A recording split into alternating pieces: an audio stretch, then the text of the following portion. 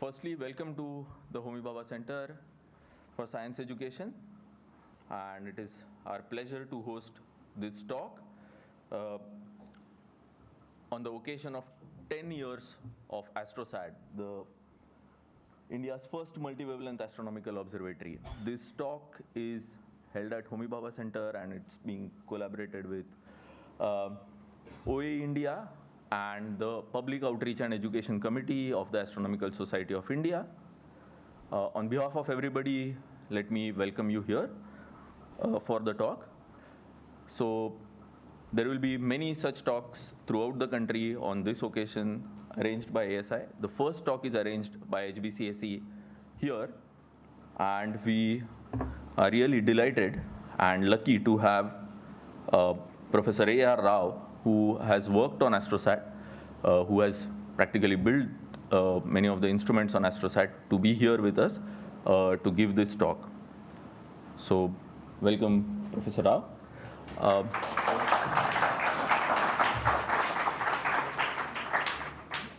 So I will briefly introduce Professor Rao before we start the talk. There are many things to talk about. I will just highlight a few things. Professor A.R. Rao has retired from the Department of Astronomy and Astrophysics from the Tata Institute of Fundamental Research, Mumbai. He has completed his early education in Kerala and his master's from Calicut University. Then he joined TIFR as a research trainee and completed his PhD on the study of X-ray emissions from sun-like stars. During 87-88, he was a visiting professor at Danish Space Research Institute, Denmark, working on WATCH instrument launched aboard the Granite satellite of Russia. Now, his primary interests are in developing X-ray instruments for space observations and configuring space payloads for diverse applications. He was the co-investigator, the principal investigator of many space payloads, including the highly successful Indian X-ray astronomy experiment, IXAE, and the CZT imager of the AstroSat, about which we will hear very soon. He's also interested in analyzing and understanding data from diverse international space observatories, are some of his unique research activities.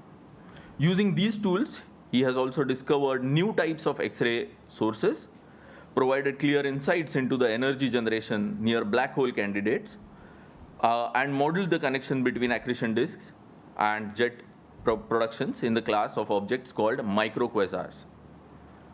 He has over 300 published papers, and he has guided several students in his journey.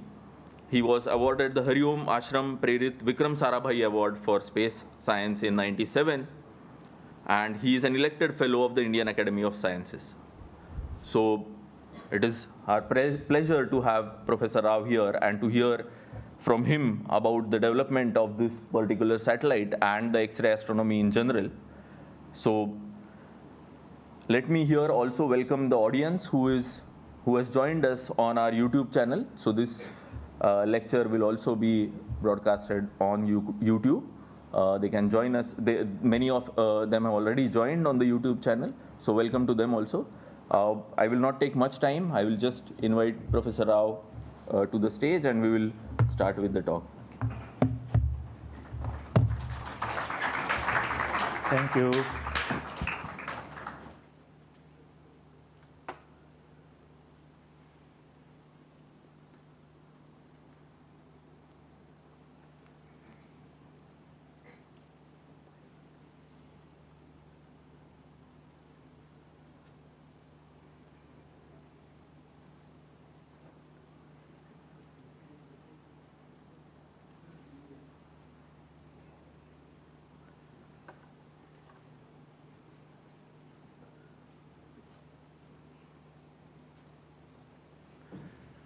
Good evening, everybody. I will be very happy to talk about AstroSat, India's first multi-wavelength astronomical observatory. It was launched on September 28, 2015. For the last 10 plus years, it's working, spewing out data, maybe 1 gigabyte per day, and continues to give There is hundreds and thousands of users across India and across the world. And operation of AstroSat is a fascinating story. But the building of AstroSat is even more fascinating. It started from in the beginning of the century. Almost 15 years it took to build AstroSat. As a person who was closely involved in the building of AstroSat, I find that story even more fascinating. But it was not built from vacuum. The genesis of building such a world-class observatory in India started much earlier from visionaries like Homi Bhabha, who built institutes like Tata Institute of Fundamental Research, where I worked. I mean, there is a cradle of scientists who worked on AstroSat. And visionaries like Vikram Sarabhai, who built various space technological institutes all across India. This is a culmination of all this. And I was closely, almost 5 decades back when I joined TIFR, closely involved in all these things. So even that story is more fascinating. Now in this 1 hour, these 3-4 stories, quite difficult. Let me see what I can do about it. So I gave a talk on Space Astronomy TIFR 3 years back. And that gives the historical perspective that is available in the archive. People who are seekers of knowledge here want to read about the historical aspects of how space astronomy in TIFR and India developed can go through it. Later that year, I mean 2.5 years back, I gave a talk on journey of X-ray astronomy Indian perspective. The first one is semi-formal, sort of informal historical perspectives. Second one is slightly more technical, long. Okay, even I haven't read it from beginning to end. I wrote different parts of it. But if you are really interested, these two you can go through it. Okay, so I will only concentrate on a few of this vast topic. What is AstroSat? Wow. AstroSat is a great satellite. It's a gem of a satellite. It's a beautiful satellite. Of course, a person who worked, gave his life for that, I will say that obviously, isn't it? But I want to convince you that it's really, really a great satellite. Okay, let me take 2 ways to do that. So this is Professor Prahlad Chandra Agrawal, my thesis guide, the principal investigator of AstroSat. He, from the beginning, worked towards building AstroSat. And last year, he was given this Harry Massey Award. The Massey Award constituted by Committee of Space Research International, this one. This award is given for his leadership role in the development of AstroSat. So why I'm highlighting this? Because let's see who are the other people who got this Harry Massey Award. Okay, so these are the various people. Actually, one minor planet, 20064, is named after him, Prahlad Agrawal. And there are many people who have got this award. Some of them are institute builders. Only 3 of them are satellite builders. Okay, one, Neil Gehrels, got in 2012. He built this Swift satellite, which launched in 2004. And Fiona Harrison of Caltech, who built this new star. And Professor P.C. Agrav built AstroSat. So what I'm trying to emphasize here, the currently operational 3 of the wonderful satellites, New Star, which focused hard X-rays and giving wonderful results, Swift, which broke what we didn't know about GRB and concluded the gamma ray bursts are cosmological origin, that satellite, and AstroSat are considered on par. So it's a good satellite. Of course, I need not invoke a word to say how good it is. So I want to convince you from first principle, it's a wonderful satellite. Okay. So end of the day, I want you to take home 4 messages. Okay. 1, science-wise, is a really wonderful satellite. Number 2, in the Indian perspective, it's a wonderful thing which has been done. Okay, in Indian perspective, we built it in India.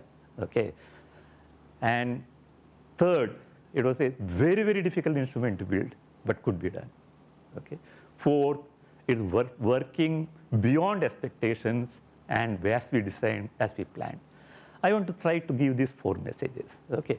Now, science-wise, let's go to the basics. There is a lot of curves, lot of things.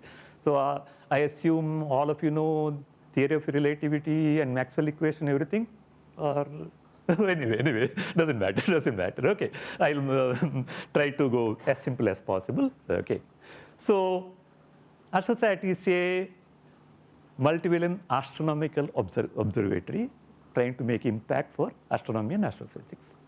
Astronomy, as the word says, measurement of astros. I mean, you measure out there in the sky, okay, out there in the universe. Astronomy is measurement of astros. Astrophysics is applying our terrestrial knowledge of physics, whatever we learned, maybe quantum mechanics, maybe relativity, apply to these measurements and trying to figure out what's happening out there. This is basic astronomy, astrophysics. So traditionally, what are the wavelength windows available? Shown in this yellow, optical region. Optical, okay, we can see planets, we can see stars, we can see galaxies.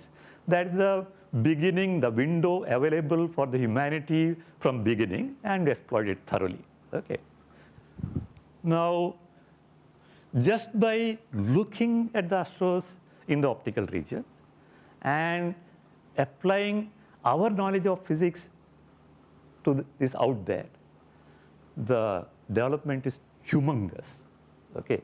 For example, you all must be knowing that last century is the century of physics, okay. All the basic physics were developed here, classical mechanics, quantum mechanics and everything.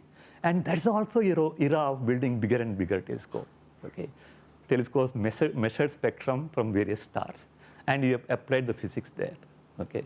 So the knowledge of cosmos from this narrow window of optical, so advanced, okay, that almost everything out there, put it differently, so far there is not a single rule or law which you discover in your laboratory which is not proven outside. Everything is applicable outside. So much so that Professor Chandrasekhar quotes Eddington, imagine there is a civilization completely covered with dust but no laws of physics. Need not look outside the sky. He can take a pencil and paper, write down these equations and can calculate the size, mass and temperature of stars.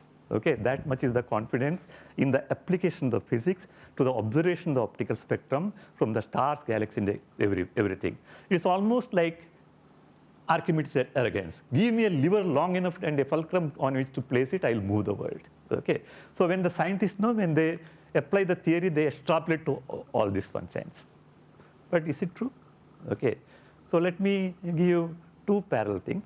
One is that the statement which I made, namely, every rule which you apply here, which you discover here in the laboratory, in a closed laboratory, is applicable out in the world without an exception. It's a profound statement. Okay, we humans in the tiny pale blue dot, okay, we have our intelligence, we have our Einsteins, okay, we think through and write down the equations, okay, and these equations are applicable out there up to the cosmological level. It's a profound statement. Let me pause. It is a trivial statement. Do you know why? Because we are in this tiny place, anything beyond our imagination, we won't be able to see it. See, when I say that every rule is applicable down, measured down here, applicable out there, that means if it's not applicable, you won't realize, isn't it? Okay. Is it true? Does it happen? Okay. Let me convince you that there are cases here. For example, our view is only the optical. There is one part of it. We are seeing like only one part of the universe. Second thing is that I want to draw your attention to other curves. This is the temperature emission of the sun, 6,000 degrees. Luckily, it peaks at optical. Okay. That means thermal spectrum. Okay. So application of optical observation, known physics generally applies to thermal nature. In other words, things which were timed to settle for millions or billions of years, like sun, okay, or galaxies, okay. Those things, the thermal universe is easy to comprehend. But suppose something happens quite suddenly, temperature is one, much higher than 1 million degree, more than 1 million, you can't even think about it, okay? Nothing should happen there. There's one part of the story, okay? Thermal is one. Second is that we are covered with earth blanket, so we have to take our instrument much above that, several tens of kilometers to make observation. There is a huge branch of electromagnetic radiation which is unavailable to us.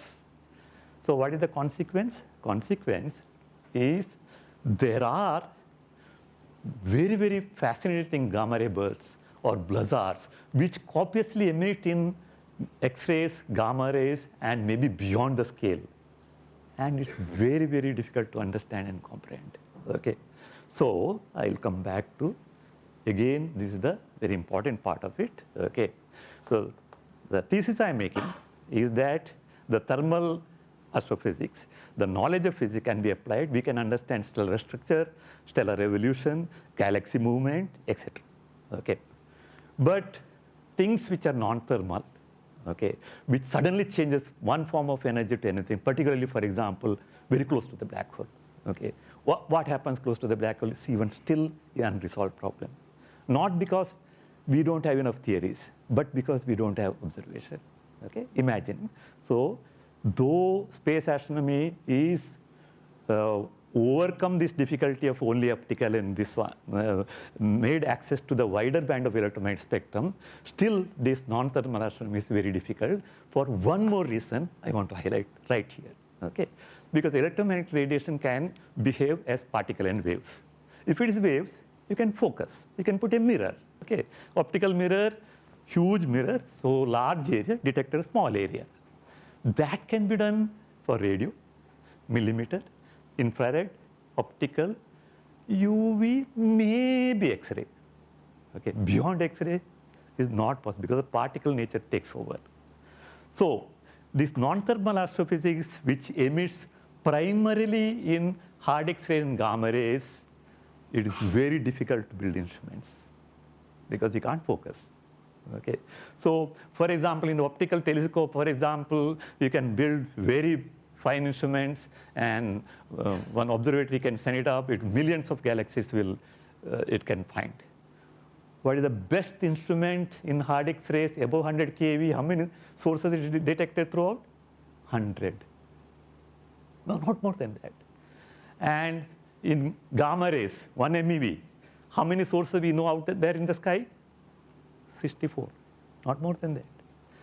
Luckily, in TeV energy, we have many, many sources. So, coming back, our knowledge is tremendous, but our lack of knowledge is also humongous. Okay, so one of the major things is observational. Okay. Now, this is the crux of the thing. I want to say that how AstroSat wants to overcome that. AstroSat mainly wants to work in the region where electron wave can be focused or non-focused, soft X-ray and hard X-ray and UV, make a wild band measurement and try to decouple the thermal and non-thermal components and go deep into it. That is the strength of AstroSat. Okay, I'll come more to that. Now I want to attack the second topic, namely why AstroSat is important for India. For that, I have to go very much back to the history of X-ray astronomy. So X-ray astronomy is one of the first space astronomy. Okay, so in even before the launch of artificial satellites, it was known that sun emits X-rays. Okay, by captured German rockets, they sent it up and made the X-ray measurement. Sun has something, but compared to the optical emission is nothing. 1 in 10 million. Okay, where will you get X-rays? Because if you heat anything up to million degree to emit X-rays, it will cool down that fast. Cooling is T to the power 4. Okay, so you can't generate that much energy. So the amount of X-ray coming from sun is very low. So people thought that nowhere else X-ray will come. But 1962, first rocket flight was made. There is a pioneer called Riccardo Giacconi. He got the Nobel Prize in 2002. So he sent a rocket to study reflected X-rays from the moon. Okay, but he found one of the brightest X-ray sources in the sky. X-ray astronomy was born. That was in 1962. Then once it's known that something unknown is happening, in the sense that from our previous knowledge, sun-like star, sun or stars like them should not emit any X-rays, finding the huge emission from one single star is a totally unknown, opened the field. Okay? So there is a huge activity based on rockets and balloons, and there is an enthusiastic participation from TIFR and PRL, which is a ISRO center built by Vikram Sarabhai. So in the initial days, India was part of this whole hangama, whole excitement. Then the first X-ray satellite, 1970, let's call X-ray satellite version 1.0. Okay, simple small detector, send it up and looked at the sky, whole sky, measured X-rays, and that is the time. There is a very bright sources. These are not like any sources we can calculate. These are very peculiar sources known to be neutron stars or black holes. I mean, till 1960s, theoreticians are talking about black holes from theoretical perspective, but X-ray astronomy is the field which brought black holes in the common language, common perspective, okay? Because you find extremely bright X-ray source. There is no optical this companion, and the emission is so high, there is no other way you can generate. Finally, some of them have optical companion, very, very faint. If you measure the radial velocity, they are going round and round from unseen object, which emits X-rays.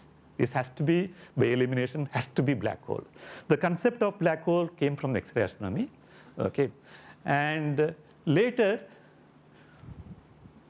next generation satellites were launched, Einstein Observatory, focusing detector, and large area detector. And 80s to, I mean, this bottom part is getting cut. I'm seeing the last one line generally, which is a bit crucial for me.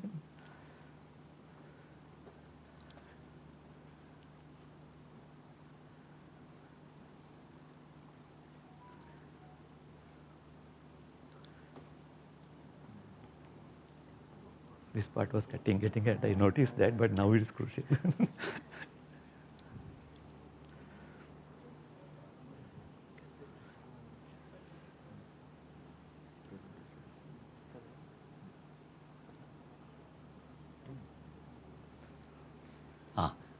Good.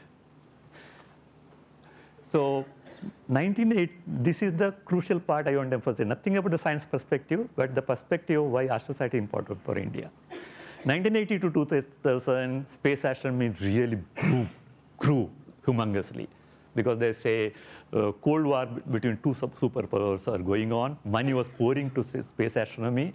So more and more sophisticated instruments are built from Europe, USSR, US, which I showed in the previous this thing, and Japan. So X-ray astronomy really exploded in 80s and 2000.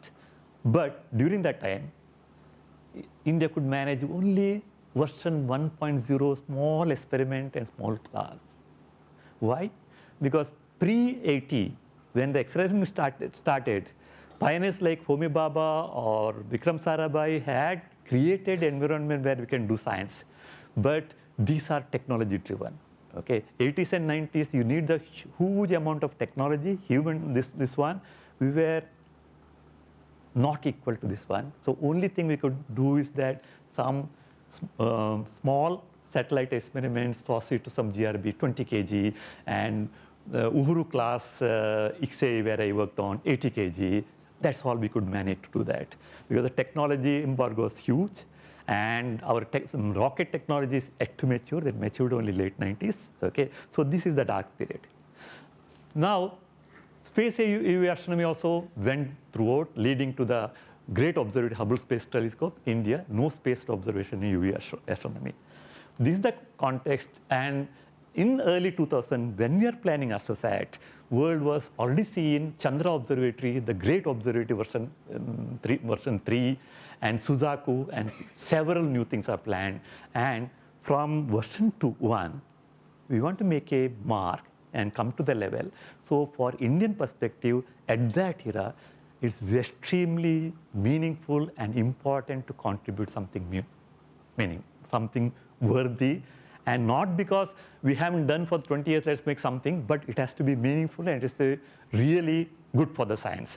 In that perspective, making AstroSat a version, X-ray shuttle version 2.0 of 1500 kg is a morale boosting for the Indian space astronomy. Now, let me little bit go detail about this one. For example, I told you we were concentrating that thermal and non-thermal region, soft X-ray and hard X-ray. Soft X-ray, there can be thermal thing, hard X-ray. But I also told that in soft X-ray you can focus, the sensitivity is fantastic. So take the best available instrument, and what is the sensitivity? In low energy X-rays, you can go up to 1,000th of the brightest source in the sky. But in the hard X-ray, we can hard. This is the steep region where observationally high energy is difficult, and scientifically it's important to measure the thermal and non-thermal. So that's where the AstroSat makes a mark. And why? I told black hole sources. We know there are some objects which are black holes because we can measure the radial velocity of companion. There is going round and round in the massive object. But the question, what happens to close to black hole? Unresolved, because that emission is non-thermal. It is sudden. It's like lightning. And it comes in hard X-rays where the measurement is difficult. For example, the spectrum of the most famous black hole source, Cygnus X1, all the way from radio to this one. So the best observatory, Hubble Space Telescope, Chandra, only catch the low energy tail. The main emission, hard X-rays, whether the hard X-ray emission is polarized, this area is not measured. That's our lack of knowledge and lack of understanding what happens close. How AstroSat wants to solve this? Building different instruments, different wavelengths, and putting in one platform. Okay. The heart of the instrument is larger xenon field proportional counter lax PC, which is huge area, timing instrument. So it builds on the legacy of RXT PCA launched in 1995, but larger area, deeper detector, higher energy. But timing is on this thing. From the experience of RXT PCA, we know that if you want to go still more deeper into science, you need the spectrum in the low energy where all the thermal components are there. So concurrently, soft X-ray telescope was kept to capture the low energy part of it, 0.1 to 3 keV. And hard X-ray side, cadmium zinc tellurium imager, all the way up to 200 keV, not only measure the spectrum, but measure the hard X-ray polarization. So you have main detector and soft X-ray and hard X-ray tying together in the low energy where the thermal regions are there, where measurement is easy, and high energy non-thermal regions are there, measurement difficult, put in all in one platform. And along with the X-ray sky monitor and ultraviolet imaging telescope. That is the concept. We want to break this lack of understanding of thermal, non-thermal components coming from the exotic object in the universe, like black holes, neutron stars, and humongous gamma ray bursts and things like that. So idea is that same Cygnus X1, SXT lax species 80 will measure the crucial peak of the spectrum, and hopefully we can understand what happens close to the black hole. Now, two part is done. Why it's important science, why it's important for India. Now, how difficult to build it. Okay. So there, again, I'll go back this one. Proportional counters are used from 1970 onwards in space. Okay. So Professor P.C. Agrawal, he's also, we teach him called proportional counter Agrawal. He had the experience working in NASA as well as Caltech on proportional counters. But in India, we have sent small proportional count detector 10 kg for the X-ray experiment. From the 10 kg experience in 1996, expanding to 1,000 130 kg payload and huge area is a doable but huge jump. And ultraviolet imaging telescope, ISRO had the pedigree of sending optical telescope look at image the Earth, but that's optical. Ultraviolet, shorter wavelength, and the mirroring has to be that much polished, and contamination control has to be humongous, and also to beat the existing thing, it is larger field of view and finer seeing, never done before. Okay, for example, Hubble Space may be fine seeing, but only very small part of this one. Ultraviolet imaging, much larger field of view, much finer seeing, never attempted before. That's its own difficulty. I mean, that's a huge, humongous effort. And soft X-ray telescope, that means as you go to higher and higher energy, lower and lower frequency, focusing is difficult because they act more like particles rather than waves. They will scatter rather than reflect. So it's an art. Vinita worked on that. She's sitting here. Okay. So, but the experience of making such things in India, when you conceived AstroSat in 2000, available experience in India, zero. Everything has to be built from scratch. Okay. How do you focus? How do you put it? How do you put the detector there? X-ray CCD, how do you develop? And cadmium zinc telluride, they say that time is a new generation solid state device. Okay. So never flown at that time in space. And even the availability of the detector is a suspect. And was there any experience of this thing? Practically zero, because there is one small thing was sent later on in some SOX experiment. And it has one more capability, CZT imager. You can, when you measure, you can measure intensity of the source, how much it varies, what is the spectrum of the source, and how much flux in each wavelength, and you can measure polarization also. CZT imager can polarization. And in this energy, this pixelated detector measuring polarization, experience available in India, zero. Experience available in the world, zero, because nobody has done polarization measurement in a pixelated single frame solid state detector. Everything has to be learned. That's why extremely difficult it was. That time it was learned and it was done. So finally, it was launched from Sriharikota on 28 September 2015, India's first multi-wavelength astronomy satellite. So things which I want to show here that is a true collaboration from every single available expertise in India, maybe in academics, maybe in academic institutes, maybe in ISRO centers. Okay, so this is a difficult thing to build. If there is any expertise available anywhere, it was used and used very cohesively and properly.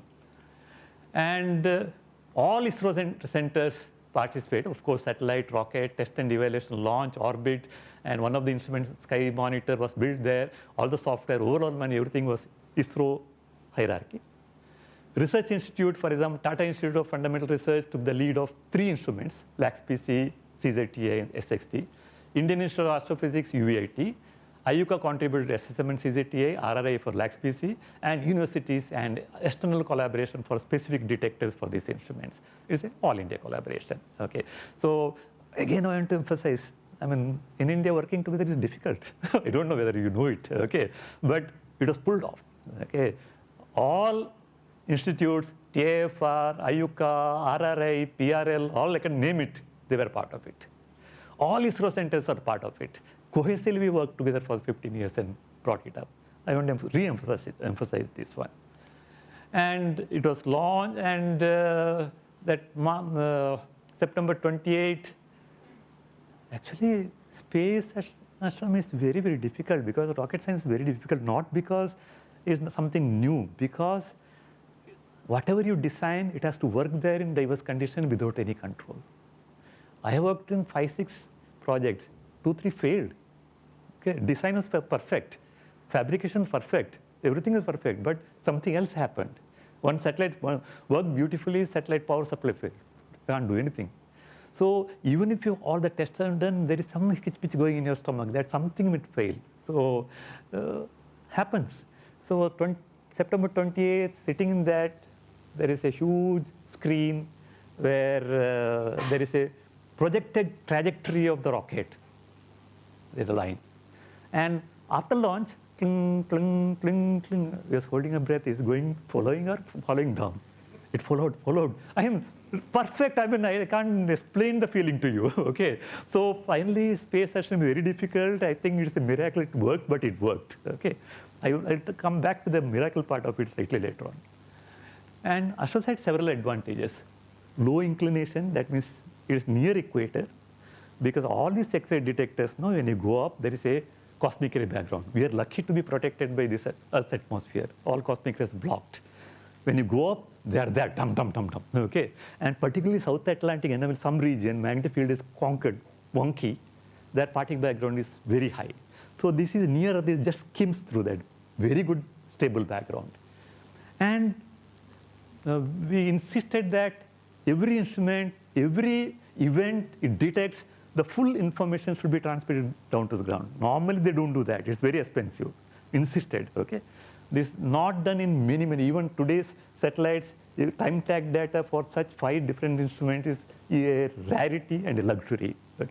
Why is good? Because you can use it as self-calibrator later on. Okay? You can look at the data in different perspectives. And I told you in low energy X-rays focusing in EC, there is a Chandra X-ray observatory, but these are so sensitive, they can't see black hole sources because so bright, the CCD will burn. Okay? The soft X-ray telescope, okay, is a light bucket. Okay? Seeing is not that fine. There's no arc-second resolution. All the photons spread around. Your CCD won't burn, so you can measure the bright source also. That advantage is really, really important. And the CZT imager which I built had a hard X-ray above 80 K monitoring and hard X-ray Formarly. This is unique. There is several unique things to break into the problem which I am addressing, thermal, non-thermal astrophysics. But there are multiple challenges. First of context, I told you, when we started, world was moving ahead with Chandra Observatory. When you say that you want to begin proportional counter, that's it. What for? Okay, we have UV telescope, there's a lot of optical observers. These two, how do they combine? This concept that we'll add soft X-ray telescope and CZT, make the wide band, that evolved. Because at that time, people said, you never built such things. You never focused X-rays. How do you claim they can build that? The context itself was very difficult at that time. And there is a subtle thing about academic institutes and ISRO, because academic institutes, we are all scientists. We listen to only to ourselves. We don't listen to anybody. It's difficult to find 2 scientists working together. Okay. Compared to that, ISRO is much more stable, hierarchical, proper. So there is a cultural difference, but we have to work together. Okay. So I mean, it's a fascinating story how this is overcome, but still it's done. The different culture of scientific institutes where people, my way or highway, okay, or ISRO type of thing where something has to be done, it has to be done. That mixing together was done. Okay. And of course, as I said, technical challenges are plenty and plenty and plenty. And for example, LAC-SPACE is a huge detector. Previously, I was telling the part of it says the 10 kg detector. If it doesn't work, go repair and bring back. Okay. And if it doesn't work, go test and again. This 130 kg, even to move, you have to think 10 times. You have to bring people. Okay. So the size itself is humongous, and also building such with a very thin mylar window and with huge number of wires, which physically has to be soldered. And after assembling, one of the wire becomes weak, whole instrument gone. You have to open again and repair it and ensure that doesn't happen again. It's an art. It's an extremely difficult one. And so basically, LAC-SPACE and SM based on proportional counters, though they were workhorses of X-ray astronomy, more of an art than science or engineering. Thin wire, thin window, pressure chamber needing low noise front-end electronics, but still it was mastered. Both were working. Then ultraviolet imaging telescope, as I said, we had ISRO have the know-how of sending optical telescope, but UV8 is totally different ball game. And soft X-ray telescope, each one mirror, this is the mirror. So which direction the X-ray is coming? in this direction, because it's not a mirror in your conventional sense. Mirror grazing incident. This thin foil, only this area is mirror. So we put so many thin foils so that it adds up and go to the focus. And making this, there's no expertise in India, so it has to be everything learned from scratch, and extreme sophisticated workmanship, detects obtained through collaboration, very fine seeing and smoothness. I said multiple foils finely aligned and calibrated and tested. And CZT imager, which is based on few near room temperature semiconductor detector. These are new generation X-ray detectors. Gradually, we developed heritage. Initially, a small detector, 1 millimeter square sent to solar X-ray spectrometer GSAT-2. Later on, few modules, Chandrayaan 1 hex payload, it was sent.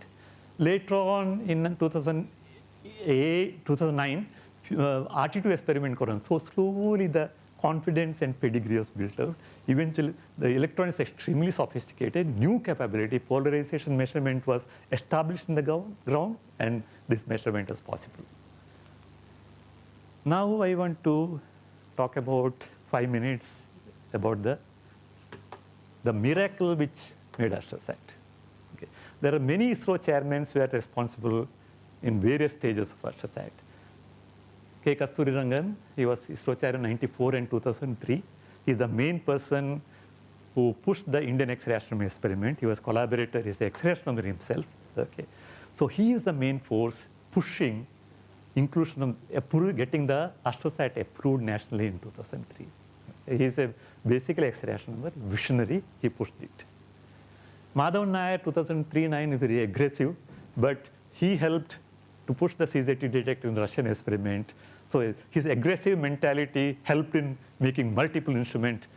Otherwise, while building AstroSat, building another small instrument generally frowned upon. But he was aggressive. Okay, do it. If you want to do it, do it that.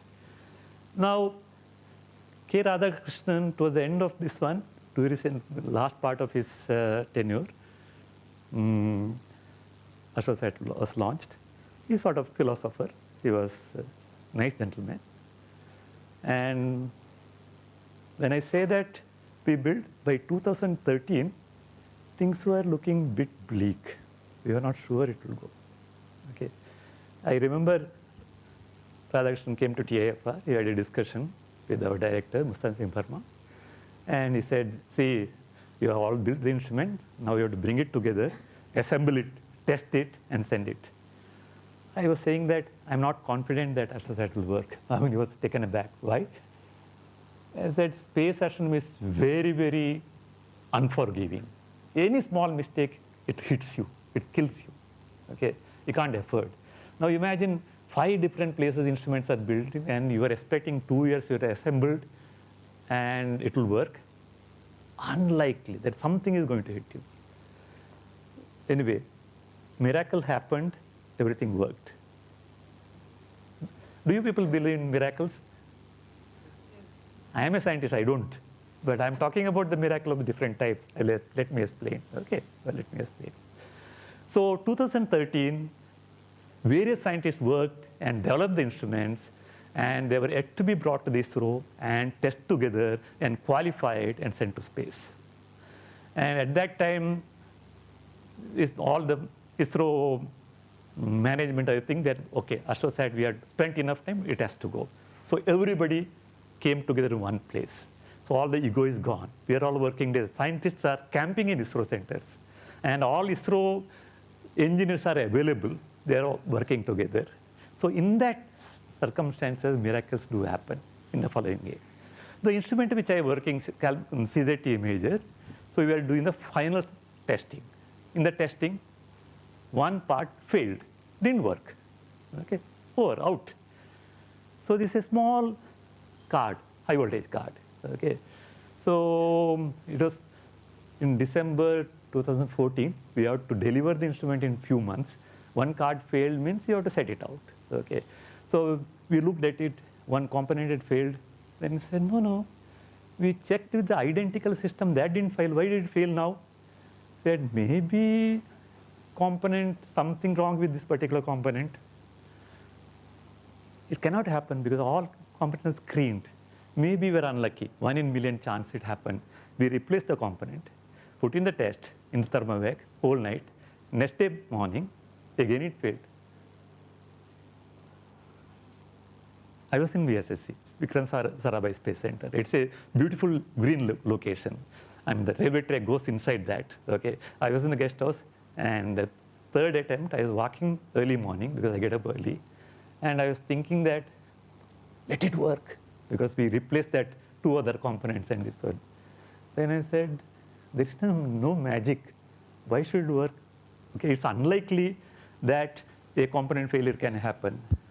Then I thought, maybe miracles can happen. I'm an atheist. I don't believe in miracles. Okay, I thought through it. Okay, see, it's not component failure. Qualification model worked. Flight model is not working. So what is the difference? One of the mechanical engineer who was smart enough said, the compound which you put to protect this thing is different. What could it have cost? Maybe is high voltage breakdown. Okay, because we are using very benign few hundred volt. Technically, you don't need any special things. But unfortunately, in this particular one, there is a spike of high voltage that was giving the breakdown. So before going, I realized that this must be the true thing. So when I go, miracle won't happen, system will fail. And when system again failed, okay? So we opened and found that this has to be high voltage, we have to modify the whole PCB, okay? That miracle did not happen. Now I'll tell you what miracle happened. Suppose you want to make a PCB, okay? You want to design. Space is very difficult, so somebody has to design. There is a experts of 5 people who come and review your design. Once it's reviewed, then layout is made. There's a specialist people, qualified people who make the layout. That has to be inspected again by quality inspectors. Okay. Once the layout is made, there is a specific vendors who make it. Who make it and after bringing it, there is a test coupon. You need to test that and see this thing. And the components, each one of them has to be screened. And it will be assembled, and it will be tested. One new card, typically 3 to 6 months. Miracle, it was done in 1 day. Okay. Why? Because every expert is available. We didn't overlook any single requirement, nothing.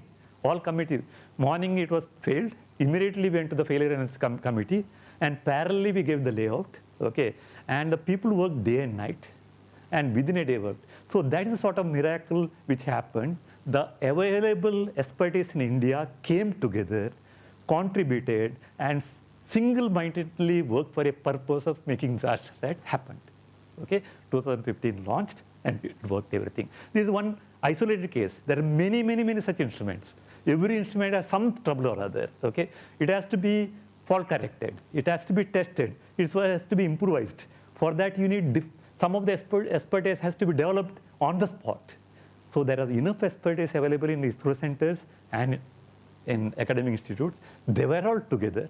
They were all like-minded. They were all single-focused, and miracle of making AstroSat happen and worked perfectly. Now, last part.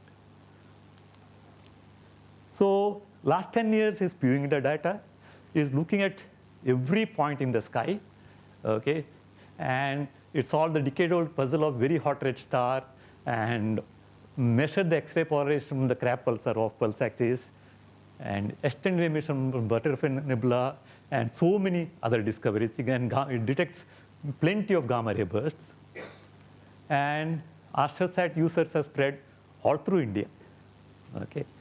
And every state has sort of representation who has used the AstroSat data, and all through the world too, because the data is open for competitive bidding. People anywhere in the world can write a proposal and can get accepted, and they are throughout that. And lots of interesting publication. This is comparable to any of the best satellites up there. But let me say, still, I'm not really happy, if you ask me, right?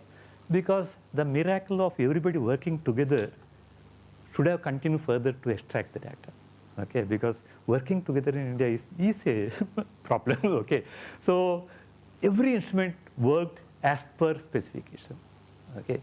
Every instrument delivered beyond expectations, okay? So for example, UVIT seeing is better than what is expected, okay? And it's not degraded even today. SXT even now working, okay, with a fantastic energy resolution, much better than in this class of thing anywhere. This thing even today is working. CZT is working fully and measuring polarization. LAX-PC, only one detector is not, but anyway, most of the things are working. But to apply the scientifically multiple instruments together, there's much more deeper application. That's this thing hasn't happened. I will give one example of research which particularly brought up from the black hole source Cygnus X1. Cygnus X1 is a black hole source, okay? So long back, there is a hint of polarization below 0.4 keV from integral satellite of European Union, and above 0.4 keV higher polarization. And since polarization is very low in the low energies, okay, and very few percent in low energy, such high polarization, people 67% or etc., people are looking skeptically. But if it is true, it will tell something very, very important what happens close to black hole. Why this high polarization? Is the order of magnitude field, or it's a inverse component in particular direction? It will give this inputs if you this one. Now, when we measure polarization using the CZT measure of AstroSat, we could measure, okay, but angle seems to be changing, okay, so it's a puzzle. So what we did is that throughout 5 years, many times you observed, okay. So since the short observation giving contradictory results, we took 3 long observations of 200 kilosecond each, staggered this source and measured the spectrum and the polarization. What we found is that polarization is there are 3 spectral states, okay, there is it. 3 spectral states, pure hard, hard intermediate, and soft intermediate. The polarization is very high in only one spectral state, okay, and no polarization in other states, and also in this state, it increases with the energy and neatly joins the earlier integral result. Putting differently, Cygnus X1, black hole source, showed very low polarization, low energy X-rays from traditionally, very high polarization in the thing which where people are difficult to reconcile, and AstroSat CZT neatly joined this one and showed there is a component. Okay, that's a fantastic advancement. But science needs still deeper step. Okay, suppose you want to make sense of that, then you need to measure the spectrum. Okay, that spectral measurement would have given, okay, suppose something is very funnily gives high polarization, it has to be in the spectrum. You have to measure the spectrum, which component. So that we could measure with only CZT, there is a different spectrum, there is hint of another component which could be some jet emission, very exciting. But extracting this with a wide band all the way SXT, LAX-PC, CZT is a work still in progress. So I'm happy and unhappy. Okay, got my point. Okay, so this requires a different, sort of miracle which I talked about. Making instrument required for getting to the teeth of it. Okay, so that's it. I will stop here. AstroSat is a extra satellite version 2.0 observatory. Okay, instrument performance as per expectation. As I repeat, in fact, exceeded expectation. Data extremely widely used nationally, internationally. Refinement data analysis and a robust use of data of impactful science still an ongoing exercise. Hopefully, it will happen. Thank you very much.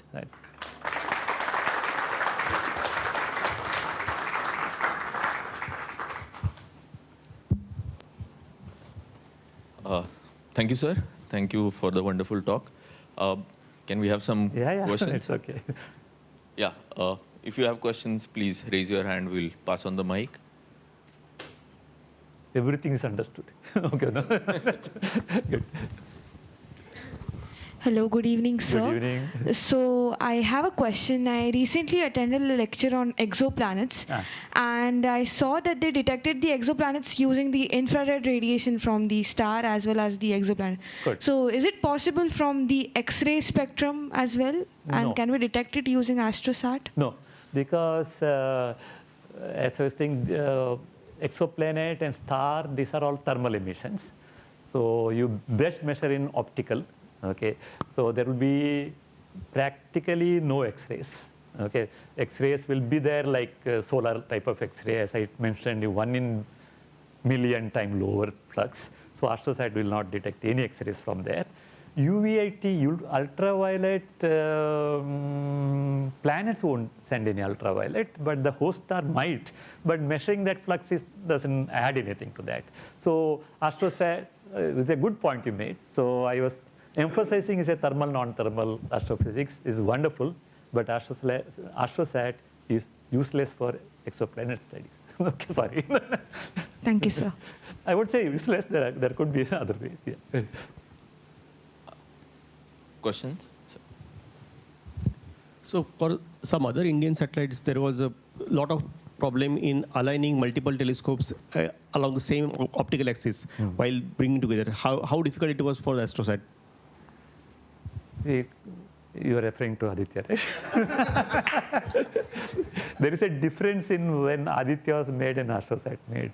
When Aditya was built post AstroSat, then there is a feeling that we have done everything. AstroSat. When AstroSat first time, when you're doing that, every expert was sitting there. Okay, so when you say that, when I say bring the CZT imager and they put the cube and they try to analyze, align, I say that okay, this surface is my axis, align it. No, committee will ask, how do you know this surface is aligned? Tell me. Okay, so the intellectual depth of the questioning is much more severe in AstroSat time than Aditya time. Why? Because first time, every expert is involved. Okay, the process of alignment is a huge exercise.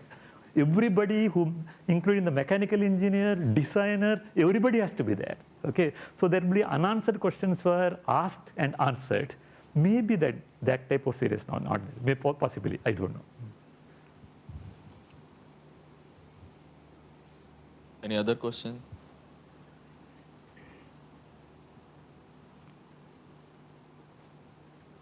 Yeah, I have one. Okay, good. So we see that most of the observatories and satellites, the data becomes public after some time. And nowadays, there is a lot of citizen science Correct. thing going on. And we have a lot of teachers and students. So are there any plans like the data from AstroSat can in some way be used by students or teachers? AstroSat data is public. It's available. You can download. Okay. Okay. But that's only half the statement. Other half the statement is that these days, era of good computation, many of the satellites take extra effort so that when the data comes, the citizen science need not worry about how the instrument is made. Okay, anybody can. So it is a work in progress. Unfortunately, the AstroSat data use is not that user friendly as of now. Talking about the instrument which I am closely involved in building, CZT imager. Okay, one of the capability is the measuring the X-ray polarization. That X-ray polarization measurement analysis can be done only by the instrument team so far. Nobody else. Okay, so we are trying to correct it. For example, recently we had discussion. We want to put the data and the software in the public domain. So in it right now, for example, only few experts could analyze the data. Now we expanded so that many different interested people can analyze with our handholding. Now we are going to the next step saying that we'll put in the archive so anybody interested outsider can do. Then it will come to citizen science. There's a lot of work involved. We are all aware of it, okay? But still, after some time it will happen. Okay, there is a question at the back.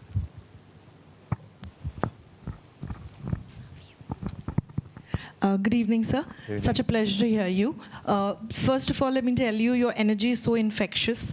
Thank you. It makes us want to fall in love with the subject again. Thank and you. I can actually imagine you working on the project while you were the back-end operations happening about AstroSat. I could actually feel it when you were talking. Thank you very right? much. As Pritesh so rightly said, this is an audience full of teachers who are teaching at school level. How do you think this particular thought we can actually inculcate in students to think technical, to think about a place where we really don't have so much of idea or data, okay? But as you said, the questions were very deep-seated, right? How can we inculcate this in our teaching and learning process? It's a very, very difficult question, and a very, it's outside the purview of my expertise, but I will attempt to answer because I was talking to Aniket so sometime back. So we have a feeling that the current general education system of study for the exam is killing creativity. So these days I go to a NGO, teach maths for 4th and 5th and 6th standard kids. What I see is that by 6th standard, they are all given up. so 4th, they are all from underprivileged class. In the 4th standard, they are gems. Okay, the killing happens very early. So I can visualize as a teacher, I sympathize with you. The current era is not a learning era. It is this one. Having said that, okay, when I talk to the 5th and 6th standard, this thing that a creative urge is universal. Okay, it doesn't die. It is dormant. Okay, so if you ask me, okay, you have to balance. You have to run with this thing. You can't stop them writing competitive exams. Okay, let them do. But at least some small time, talk to them, read them stories, okay, and kindle this creative thing. So as what I'm trying with the 6th standard kids in this NGO, so even them, I take them, share with my laptop or iPad and show them various pictures. They are curious, but the attention span is low. They don't find any need for it. So as teachers, believe that creative urge is universal. Believe creative urge never dies. Believe once kindled, it self-fascinates. Okay, so you have to work a little bit hard. That's all I can say. Yes.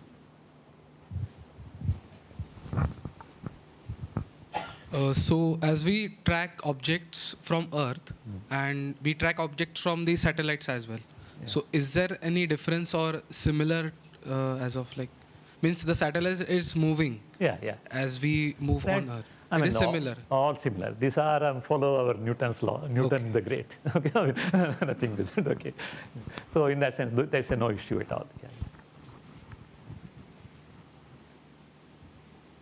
Okay. As we had said, there is also a YouTube live stream going on, and many people have joined on that. There is one question we can take from the YouTube live stream. So the question is, what may be the next generation of satellite that makes the same effect that was made by AstroSat? Which scientific property or technology makes it the next generation? Okay. So as soon as AstroSat was launched, there is a huge discussion about that we have to do something more. Okay. So a number of qualified rovers. So this effort is still ongoing, still not done. So post AstroSat, one of the thought which is very, very seriously considered is, why don't you do the advantage of AstroSat? That means spectrum and polarization measurement in wider band from soft X-ray to extremely hard X-rays. Because polarization was a curio till recently.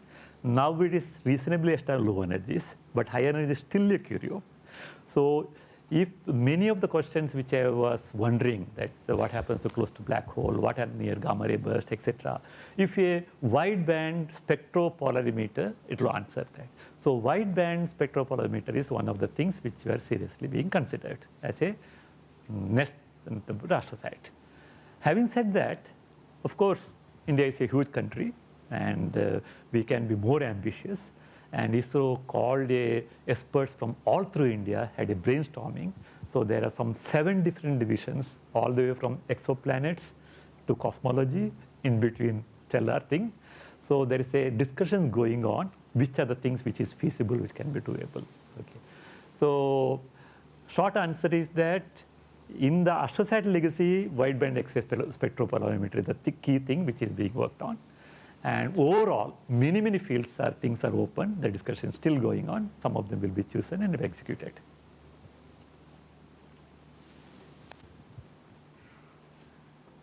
Okay. If there are no questions, then there's one.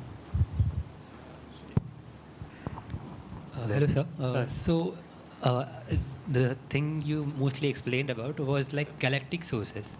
Can we go outside galaxy, like central black holes in the galaxy? Can we observe them? It might need a higher resolution. Sorry. Yeah, interesting question, because there is a curse of power of 6. Okay, let's say, suppose you have a telescope. You can see up to, let's say, distance, certain distance. Okay. Then if you double the distance, intensity goes as square of that. Okay, 1 upon x square, that is the intensity. And for the 1 upon x instrument, the area has to still double, so 4 times. And the weight has to be another power. So any factor of 2 increase in the distance, okay, it gives a 2 to the power of 6 times complex instrument you have to build. Keep in mind. Okay, now that's the, for optical, bigger and bigger thing, you go slightly above. But nature is very kind to you. Okay, for example, gamma ray area, we can't measure much, but gamma ray burst comes up to redshift of 7. Okay, brightest. So if you suppose you want to see what's happening far into the universe, build a new instrument gamma rays, okay, and that every day you have a gamma ray burst which coming at the edge of the universe. It is something like a joke, no? I mean, there is a village idiot is looking for his key under the lamp. Somebody says, "What are you looking for?" "I am looking for my key." Then they say, "Okay, let me also search." They said they didn't find. He said, "Where did you lose?"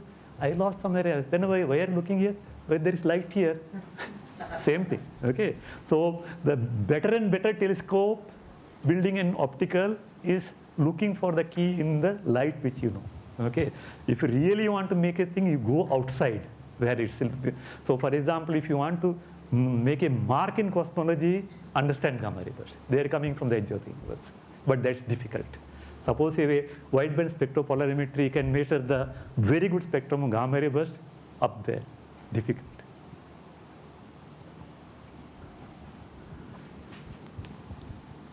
Okay, no more questions. Let me invite Professor Sule to say thanks.